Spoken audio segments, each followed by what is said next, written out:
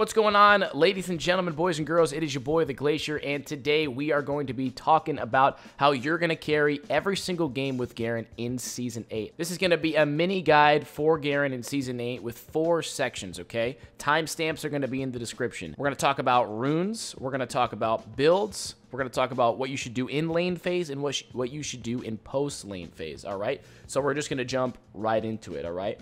So we're going to start off with the rune pages, and from what I found, there are 3 viable rune pages. I've tried just about every possible combination you could think of, and these are the 3 that I think are the most powerful. This is what every good Garen main is running. These are just the best things in my opinion, and in the other Garen mains' opinions as well. So the first one, personally, this is my favorite page. I run this probably 8 or 9 out of 10 games in a row. It's going to be Phase Rush. Garen's core problem, like you guys already know, horrible mobility, and this solves that problem. So I run Phase Rush, Ultimate Hat, Celerity, Scorch instead of Gathering Storm, because when I'm trading Qs in lane, it gives me a little extra damage. Also, too, when I'm running this build, I'm trying to end the game by 20 minutes. I'm not trying to sit there and wait till 60 minutes for Gathering Storm to be worth it. And then I like to run the Resolve Tree. Typically, I like to run Unflinching because of that, 15% tenacity and the slow resistance as well. And then I will either run Second Wind or Overgrowth, depending on who I'm against. So if I'm against a person in the top lane that can kind of abuse me without, they can like throw spells and shit like that at me, then we're going to go Second Wind for the healing. Otherwise, I'm just going to go Overgrowth against like a melee opponent. Now, there is an alternative to Ultimate Hat too. You're going to want to run Nullifying Orb every single time if you're ever against like a Swain or a AP Teemo or anyone AP in the top lane. That's going to be real nice, okay? Now, the next one we're going to talk about is the alternative to running Phase Rush, which is Electrocute. Now, this page, this is a badass page. I'm not going to lie. This is probably your best chance of ever 1v2ing top lane or just steamrolling like hell. This is the page. This is a monster of a page, okay? So it's going to be Electrocute, Sudden Impact, which I recently learned that Garen's Q is apparently a leap, so it procs it every time. You get that extra lethality and magic penetration for 4 seconds. So basically, if you ever decide to proc Sudden Impact with your Q and you can ult right after, you're getting 8 magic penetration on your ultimate, which is killer.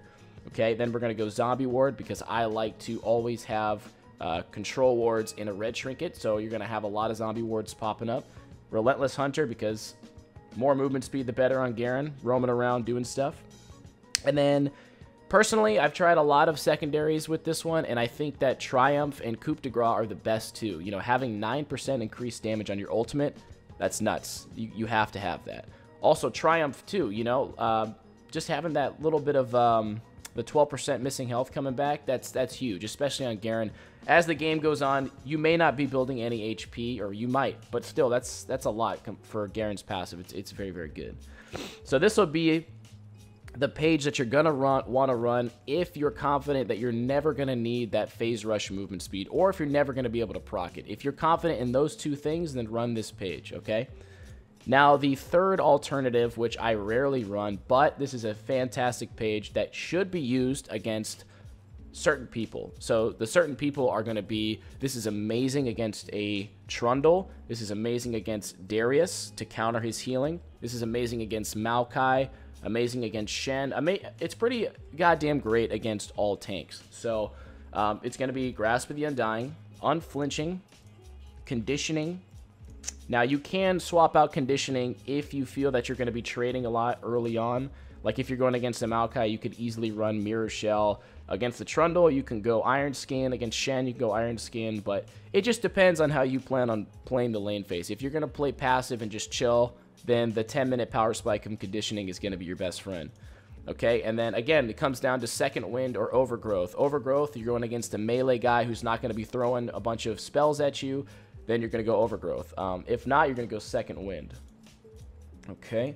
Then you're going to go Triumph. If you ever get in that nice 1v1 situation with a tank, 12% of your missing HP back is going to be fantastic. And Coup de Grace, of course. I mean, your ultimate is a huge magic damage / true damage execute. You want that 9% increased damage. It's just going to be your best friend. So those are the 3 rune pages. All right, guys, now we are going to talk about the builds. There There are so many different ways to build Garen that are completely viable, but what I have done is I have broken them down into situations, and we're going to talk about every single one of them right now. So these are the items you're going to build in these specific situations, okay? So we're going to talk about the first one, the split pusher, okay? Now this is a situation you're only going to go this build if you need to put the team on your back. Your team's feeding, but they can still defend without your help, okay? They can hold off the towers, and they're giving you opportunity to be able to go and split push and do your thing.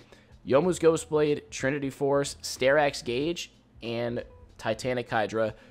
These 4 items will do the most. You will absolutely shred towers, and any tower probably in less than 5 seconds. Like this is a nutty build if you're looking to just split push like crazy. Also, the thing I forgot to mention too, you should never split push unless you can 1v1 every single person on the enemy team. If you can't, do not build like this. Alright, so the next one is if you are against heavy AD. I'm talking 4 out of 5 of them. This is a very situational build, and this is something that you're going to go if they're like 4 or 5 out of 5 opponents on the enemy team are just heavy AD, like, you know, Fiora, Riven, Zed, Tristana, blah, blah, blah. Everyone's AD. This is what you're going to do, okay? You're going to rush either Thornmail or Sunfire Cape, depending on what you need more, okay? Ninja Tabby into a Black Cleaver. Every item that you build after that is completely situational, but I promise you, once you get these 4 items against a heavy AD, they're either going to AFK, Rage Quit, or just flame you like hell for building these crazy-ass items, because you are never going to die with this setup. I promise you that. It's nuts. Okay? Now, the next one is going to be against heavy AP. So, I like to do this personally when I'm going against, like, let's say, a leash jungle with an AP Teemo top. You're just going against crazy amounts of AP, okay?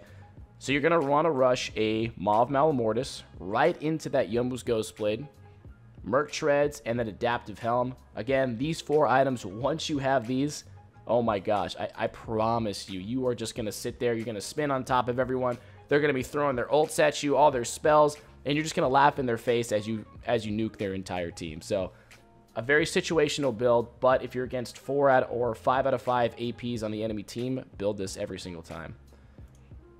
Alright, now this is a very interesting build. So, let's say you're against all tanks. Let's say you're against a Maokai in the top lane. They got like a Shen support. They got a Sejuani jungle. Yeah, pretty much 3 out of 5. For this one, 3 out of 5 of them need to be heavy tanks. This is going to be your best friend, okay? So what I did was I only chose 2 items for you to build. So Black Cleaver, Lord Dominic's if they're stacking HP, Mortal Reminder if they have like an incredible amount of healing on their team, like a Soraka or a bunch of stuff like that. This is what you're going to want to run. Now, I only chose the 2 items because you're going to build situationally depending on what you need. You know, you could easily go Sunfire Cape, Spirit Visage, or whatever the hell you think is best, but these are the items that you are going to have 0 issues dealing with tanks. I promise you that. Okay, so now, last but not least, this is my favorite build on Garen by far. This is the nuclear one-shot Garen build. You're gonna absolutely shit on any squishy opponent. So this is if you're ever going against 4 or 5 out of 5 super squishy. We're talking 0 tanks, 0 armor being built. This is the most beautiful build to have. Start off with the Youmuu's Ghostblade, immediately into Infinity Edge, then into the Duskblade of Drakthar, and then you have 2 choices again. So Lord Dominic's, if they're basically it comes down, do they have a bunch of healing or do they have no healing at all? That's how you're going to make your decision. So these are the 4 items you're going to get if you're ever against a bunch of squishy people. Now these are all builds that you should really consider. Now, all these builds I personally do all the time. I build situationally. Every single game is different for me, so sometimes I'll mix some of these builds together. But just as like a go-to, these are the things you should do. So you should use this video as reference. Go back. If you're ever in a game, just look at the enemy team before you even get into a game. Okay, look. Boom, boom, boom. 4 out of 5 of them are little Tristana, little Yordle guys. Guess what? Against squishy build, boom. This is what I'm building every single time.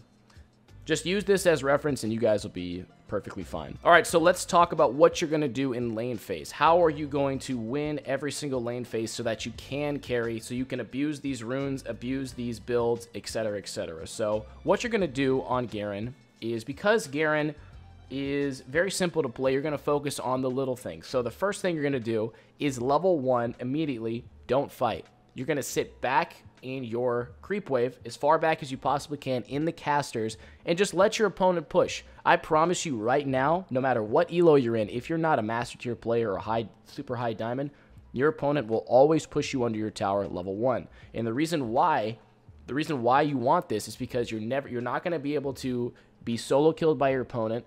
You're not going to have to deal with the jungler, and it's just going to give you an advantage when the wave ends up pushing back. So that's the next thing. So you're going to look to fight with your big creep wave when it pushes back into them. You can easily 1v2 if you're healthy and if the jungler shows up, no problem. You're going to have pretty much 2, maybe 3 waves depending on how things work out, or 2.5 waves, and you're going to use that giant creep wave and you're going to force them to fight. And again, depending on what elo you guys are in, probably like 7 or 8 out of 10 times they're going to fall for it. They're always going to try and fight you in that creep wave. And then once they get to low HP, guess what? You can take that big creep wave that they try to fight you in when they're 25% HP, and you can go do the diving method that I showed you guys, where you auto attack the tower, wait for them to auto you. Once the creep wave starts attacking them, gets them nice and low, QE, flash out, whatever you need to do. Simple, okay? Now, then the other thing you're going to start doing is you're going to focus on doing nothing but sitting in your wave and only fighting your opponent when in your creep wave. This is something that I always take advantage of, because all you need on Garen to win the lane is 1 kill. As soon as your opponent makes that mistake of trying to fight you in your creep wave, all the way back in your creep wave, you need to know that you're stronger in your wave than she is in your wave, or he, whoever the champion is, okay? You're going to fight them, you're going to kill them, push the wave under the tower, recall, okay? Once you have that 1-0 lead, all you are going to do, let them push, freeze the wave in the Goldilocks zone, just where the little arrow is in front of the tower, 4 caster minions, okay? And you're going to follow 2 rules, okay? You're going to freeze the wave if your team is doing fine, meaning they're not 0-5, they're not, your bot lane tower's gone by like 6 minutes. I'm talking about if your team is doing well or doing okay, then you're going to freeze and you're just going to chill. You're going to stand at the top of your creep wave, and if they ever try to come in for CS, you're gonna go and you're gonna kill them, because you're 1-0 and you should be able to beat them with Ignite or whatever you're running, okay? And then the other alternative is if your team is behind as hell. If your team lost that tower, the bot lane tower, at 6-7 minutes, mid lane's 0-5, whatever, you know, it's real bad, then you need to make moves. Meaning, what you're gonna do, instead of freezing and doing nothing, you are going to push your wave, try and get the tower if you can. If the person is just defending it and they're not roaming and there's no way you can get the tower, then you're going to push and you're going to roam. You're going to try and kill the jungler. You're going to try and kill the mid laner. You're going to try and make any moves that you can to get your team back into the game. All right, now the last section, the last thing we're going to talk about is what do you do post lane phase after that tier 1 tower is gone, okay? So again, it comes down to 3 different situations, all right? So the first situation is if you can 1v1 the entire enemy team, every single person on their team, easily, when your team is behind, then you're going to split push, okay? When your team is behind, it doesn't make sense for you to ever group. I mean, think about it. If you have 5 people that are stronger than these 5 people, this 5 people is always going to win that team fight. So you should never, ever, you know, force them to group like that. So you're going to tell your team, hey guys, do me a favor, push out waves, drop some wards, buy me time so I can split push, because you can 1v1 everyone, that's what you're going to do.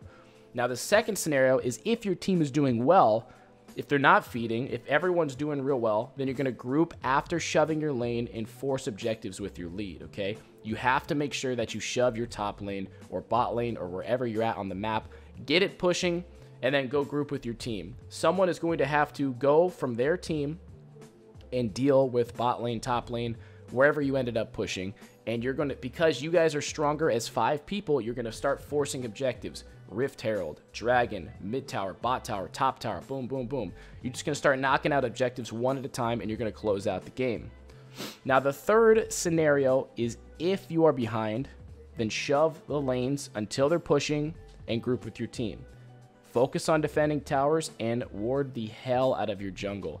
I cannot stress that last part, how important that is, because what's going to end up happening, and I'm sure you guys already know what I'm about to say, is there comes a point in being behind that your entire jungle is under control by the enemy team with vision, them sitting in there and stuff like that. So all you have to do is grab yourself a blue trinket so you can ward from afar in certain spots in your jungle that it's not going to get taken. Grab a control ward, make sure you have them in good spots, again, that they're not going to get taken easily, so that at least you can contest the camps and catch people out in your jungle without just face checking every brush. Also, too, by you warding and taking the initiative, you're going to help your team to not get caught like a bunch of monkeys, like normally how they always are. So other than completely warding the hell out of your jungle, you need to make sure that you are shoving every single wave and then grouping with your team to make sure that the enemy team cannot easily take your towers. Now, you are going to have to give up dragons, you are going to have to give up rift heralds and stuff like that, but as long as you have shoved your top lane so that it is pushing, what's going to happen is because that lane is pushing, the enemy team is not going to be allowed to group as 5 and take things. So that's what your goal is. Shove top, make sure it's pushing. Shove bot, make sure it's pushing. And then stay with your team while the jungle is warded. And just stall out as long as you possibly can until the enemy team makes a mistake. And again, if you're not Diamond 1, Master Tier, Challenger, people are making mistakes every like 5 minutes in the game. So you just got to wait for it, take advantage of it, and close out the game. All right, guys, again, that was just a quick little guide, just something for you guys to reference throughout these next couple of weeks as I get myself ready to make the biggest guide. I'm going to have probably every single counter tip in there for every single lane. I'm gonna have exactly what you have to build against every single lane. It's gonna be a very, very detailed guide, but it's, you guys got to give me a little bit of time to make it. So guys, do me a favor, if you enjoyed the video in any way, shape, or form, drop a like on the video, share this video with any future Garen mains, all that fun stuff, and sub to the channel if you guys are new. Also, too, I am being super, super active on Facebook and a little bit on Instagram, so if you guys have either of those platforms, the links to all my social media is going to be down in the description below. And as always, you guys know I love interacting with you guys in the comment section below, so let me know. We already talked about what you guys' goals were in the last video, so I want to hear what was your Season 7 elo, and then tell me what you plan on getting in Season 8. I just want to see that difference in what you want. I just want to see what you guys have in mind for Season 8, so I'm excited to see it. Thanks for watching, guys. Peace.